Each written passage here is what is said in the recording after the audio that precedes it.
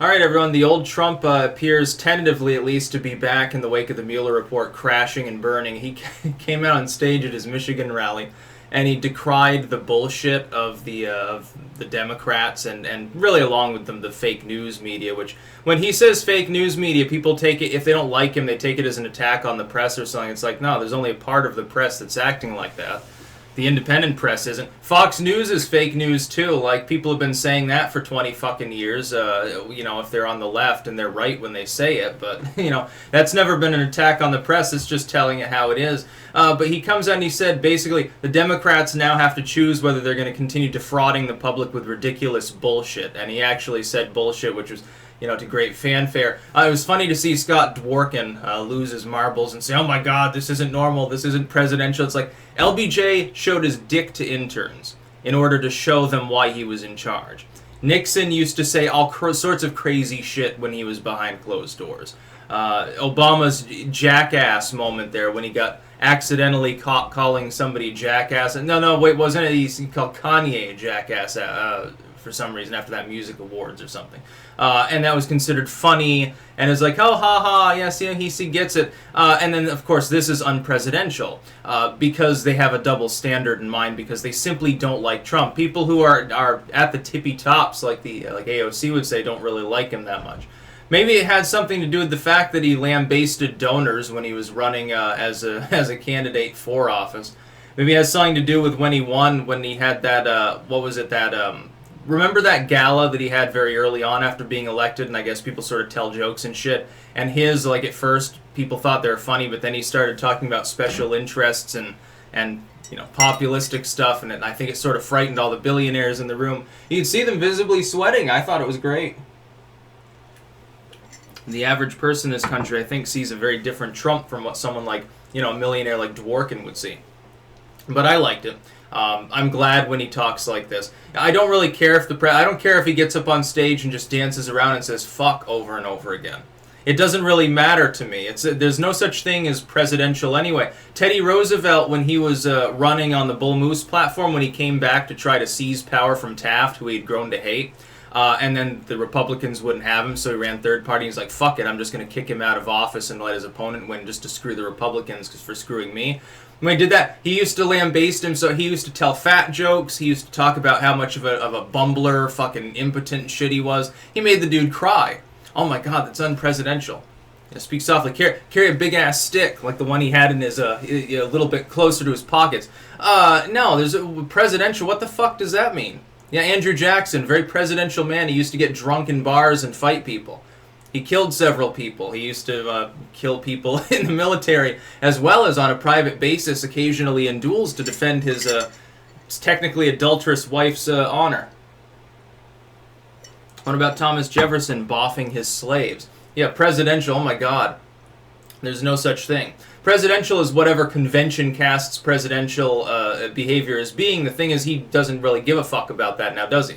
He's a corporate boardroom cutthroat, so he's not going to act the same as someone who was raised in an academic-style politician like an Obama, sort of on the activistic academic side, or maybe more on the dynastic politician side, but like W, a corporate figure too, but at the same time very much within dynastic sort of entrenched politics. Trump's not part of that. He's just that corporate sort of boy. He's like the Tammany Hall mentality, except as a good thing instead of a bad thing. In fact, there's still the same technical aspect of populism in mind, only now it's not the know-nothing party, it's the fucking we know how to close the border off to illegal immigration party. It's very interesting. It's very nice to see him return to that, because for a while he lost that muster because I think he wanted to be more reserved. Here's the thing. It's like Sun Tzu. I think it was Sun Tzu, didn't he say essentially when you're strong act weak, when you're weak act strong, as a feint to try to keep your enemy from knowing what's up. If you're strong, you act like with total you invite the attack in order to destroy your enemies.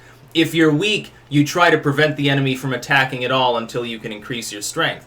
If you look at the way he treated the Mueller probe, therefore, with his recognition of this basic concept, it was always clear he never took it seriously, because he came out and he mocked it over and over again. It's like with the polls today. Right now, Rasmussen is trending on Twitter, because Trump habitually tweets out Rasmussen polls. Now, think of the optics here. Rasmussen is one polling firm out of many dozens of polling firms that are aggregated by anybody who knows anything about political strategy. They are inaccurate. The only reason they were accurate in 2016 is because all of the other polling firms were so full of shit and because there was that hidden Trump vote.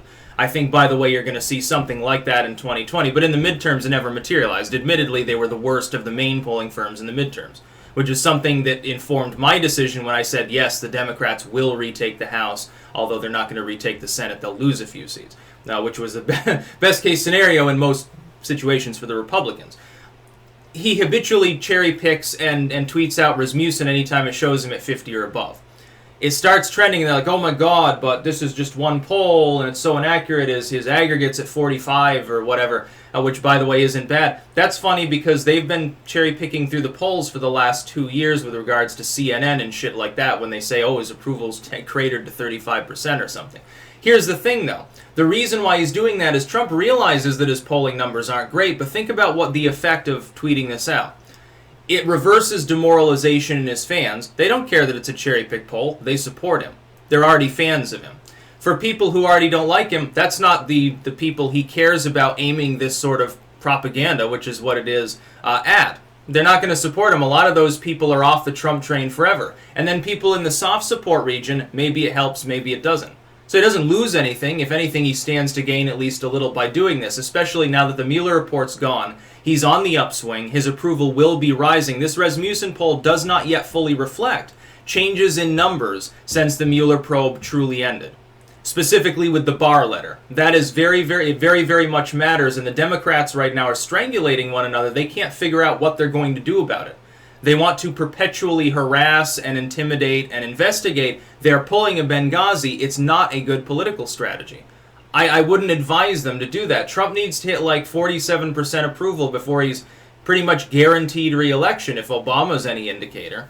And then Trump is arguably enough more charismatic for the most part, even when speaking with a teleprompter. At this point, he's gotten better at his scripted speeches as well as his off-the-cuff ones, I will say that. He's improved over time, whereas Obama, after the first few years, started to look kind of haggard and croaky, and it was very funny when he had the first debate with Romney, and it looked like he was, on downers, actually.